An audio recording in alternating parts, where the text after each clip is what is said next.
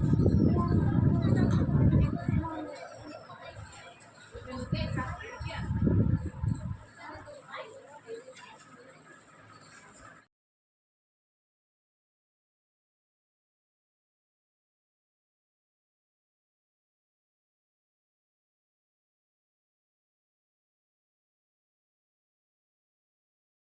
बहन जी कह रहा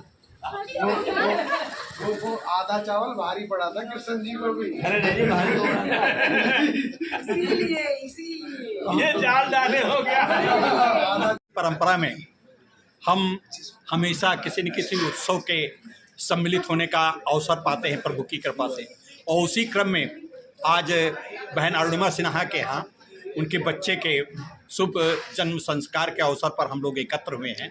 वहीं पर मैं अपना लोभ संवरण नहीं कर सका। हमारे मध्य परम पूज्य नृत्य गोपाल दास जी के शिष्य जो परवल के रहने वाले हरियाणा से हैं, उनकी बातों से अभिभूत होकर के मैं उनसे निवेदन, उनके चरणों में अपना विनम्र आस्था व्यक्त करते हुए उनसे कुछ सत्संग करना चाहूँगा। तो मिलते हैं स्वामी जी को प्रणाम करते हुए आदरणीय सर से। बताइए सर, ये बताइए कि आज के आध्यात्मिक युग में व्यक्ति जो है इतना स्वार्थी होता जा रहा है, उसके मन में इस बात का क्यों नहीं आचरण आता है कि हम लोग सब सद्भाव से रहें? उसमें दिक्कत ये है, पहले सब समाज में रहते तो समाज में सब धारणाएं अच्छी रहती थी। अब ये टीवी आपका आ गया है, मोबाइल है, बच्चों को अगर आप पढ़ने लिखने क्या कुछ दो तो टीवी दे, तो अगर उसको मोबाइल दे तो छोटे बच्चे को तो तुरंत प्रसन्न हो जाता है। यही बिगड़ने का सबसे ज़्यादा कारण है। इसका मतलब आपका तात्पर्य कहना यह है कि संस्कार मिट रहे हैं, वो कहीं से कहीं बाधित हुए। वो उसको इसमें हमारी यह निवेदन है कि टीवी और मोबाइल में सुधार किया जाए, कि उसमें भी इस चैप्टर को लाया जाए जिससे बच्चे उसको देखें तो हम अपने संस्कृति की तरफ मुड़ें। और पाश्चात्य संस्कृति की तरफ जाएंगे तो हमारे भारत की तो सभ्यता ही लुप्त हो जाएगी। हमारा भारत अपने सभ्यता पे ही विश्व पे राज करता था, आज अपनी सभ्यता गिर गई तो सब हमको डांट रहा है। अच्छा, इस समय संपूर्ण विश्व में एक अजीब प्रकार का तनातनी है, सब तरफ बड़ा संहार हो रहा है।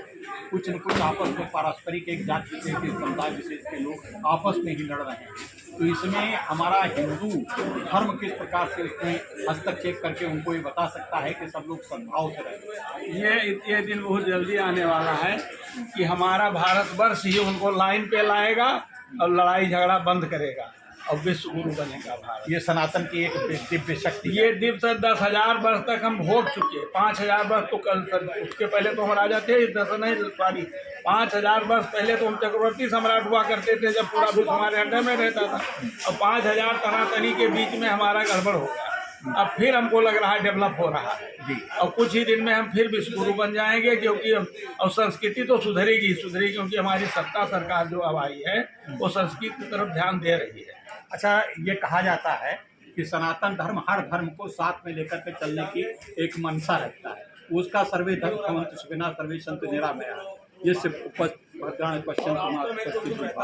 तो ये माँ कश्चित दुर्भाग भवेत्, किसी को दुख न हो, किसी को कष्ट न हो। तो इस बात को लेकर के हमारे जो हिंदू धर्म के भी कुछ लोग उग्रवादी बातें करने लगते हैं, उनको कैसे हम संभाल सकते हैं? उनको खराब नाम का जब घर में उनके शुरू हो जाए, भगवान अपने आप उनका सब दूर कर देंगे। हम बताएं किसी का शराब कोई पी रहा है, मैं अभी बैग में रखे हूँ किताब, तो उसकी पत्नी को मैं सीताराम की किताब दे देता हूँ जी, और वो 2-4 महीना उस किताब को पढ़ती है, वो अपने आप पति और बच्चे सुधर जाते हैं। हमने देखा है। क्या बात है। भगवान का भजन अगर घर में होने लगे तो बुराई अपने आप भग जाएगी। जब आप साबुन लगाओगे तो मैल क्यों नहीं छूटेगी, और भजन हो ही नहीं रहा है। लेकिन इसके साथ साथ जैसे शस्त्र और शास्त्र की बात आती है, तो उसमें एक और आपका मंतव्य, व्यक्तिगत आपका मंतव्य मैं जानना चाहता हूँ। क्या हमें इतनी उदारता एक सीमा तक ठीक है कि अगर हमको कोई एक गाल पे थप्पड़ मारे तो मैं दूसरा गाल उसके सामने कर दूँ? अब हम बता रहे हैं वो सुनो आप। हमारे पूर्व में जब राक्षस बढ़ते थे तब हम बहुत कष्ट पाते थे, और फिर भगवान को ही याद करते थे। भगवान विष्णु स्वयं प्रकट होते थे, भगवान स्वयं ब्रह्मा जी, और सारा हमारा कष्ट दूर करते थे। हमारा क्या कर पाएंगे? कहीं गेहूं में गेहूंसा रहता है, ये गेहूंसा है, बुरे लोग गेहूंसा हैं, रहेगा गेहूं ही गेहूंसा खत्म किया जाएगा। बड़ा क्षमा याचना सही, थोड़ा सा विनम्रता पूर्वक एक बात कहना चाहूँगा। सोमनाथ मंदिर को जब ध्वस्त किया गया तो वहाँ के जो पंडित लोग थे, जो पुरोहित लोग थे वो यही सोचते रहे कि भगवान स्वयं प्रकट होंगे, हमको क्या करने की आवश्यकता है। तो इस प्रकार की धारणाएं हमको कितना विचलित करने के लिए पर्याप्त है। अब इस प्रकार से हमको कुछ कम करना चाहिए। सोमनाथ खत्म हुआ, बहुत खत्म किया, खत्म हुआ, आज भी सोमनाथ जिंदा है। कभी खत्म अभी हमारा थोड़ा कम वो हुआ है, जैसे उस पराकाष्ठा को लांघेंगे, जैसे भगवान स्वयं प्रकट हो करके हमारी मदद करें। मैं जानता हूँ, चाहे जिस रूप में, चाहे राजा के रूप में, चाहे प्रजा के रूप में, चाहे सेना के रूप में, चाहे उदार पुरुष के रूप में, वो इसको दूर करेंगे, उनका काम है। अब हम तो सदैव उनके बल पर रहे। हमारे यहाँ और बिरादरी आती है तो कितना आराम से रहती है, हम कहीं चले हमारा बड़ा निरादर होता है, फिर भी हमारी उनकी कोई समता है। अच्छा, एक और बात अंतिम प्रश्न पूछना चाहता हूँ। हिंदू धर्म की जो मतलब मैं भी जो सौभाग्यवश हिंदू हूँ, लेकिन उसमें एक बुराई हमको कुछ थोड़ी सी दिखाई पड़ती है, उससे आप माफ़ करेंगे, कि जो हम विभाजित रहते हैं, ये फला है, ये छोटा है, ये शूद्र है, ये यो है। अब इस बात को हमको क्या इस पे हम आपको बता रहे हैं। एक पिता के 4 बेटे, एक पढ़ने लिखने में तेज है तो वो बाहर चला गया, अफसर बन गया। एक बलवान है तो गांव में रहता है, आपके गांव की रक्षा करता है। एक भाई है वो थोड़ा बुद्धिमान तो है लेकिन मेहनत कम करना चाहता है, तो अपना व्यापार शुरू कर दिया, घर में ही दूध बेचने लगा, घी बेचने लगा, सब्जी बेचने लगा, अपना मतलब व्यवसाय करने लगा। अब एक भाई हमारा जो बिल्कुल नहीं बुद्धिमान, वो सबकी सेवा करता है। तो अब इसी को हमने भाई को निम्न भाव में देखने का मतलब हम बहुत बड़ा पाप कर रहे हैं। ये चारों भाई बराबर हैं, ना कोई ब्राह्मण है, ना कोई क्षत्रिय है, ना कोई शूद्र है और ना कोई वैश्य है, सब ब्राह्मण पैदा होता है। अब वो अपने गुण के अनुसार क्षत्रिय हो जाए, वैश्य हो जाए, शूद्र हो जाए, और जो छुआछूत की प्रथा है महा खराब है।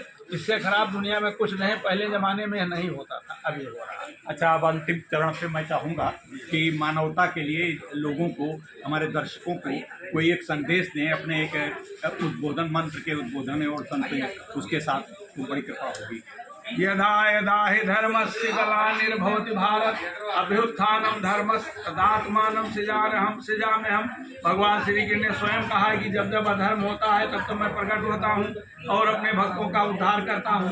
वो करेंगे, इस पर मुझे पूर्ण विश्वास है। तो स्वामी जी, आपका बहुत बहुत सादर चरण पर सादर वंदन करते हुए आपका भी बहुत बहुत धन्यवाद।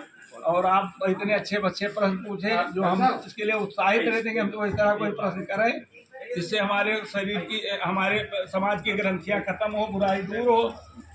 इसके लिए आपको बहुत बहुत धन्यवाद।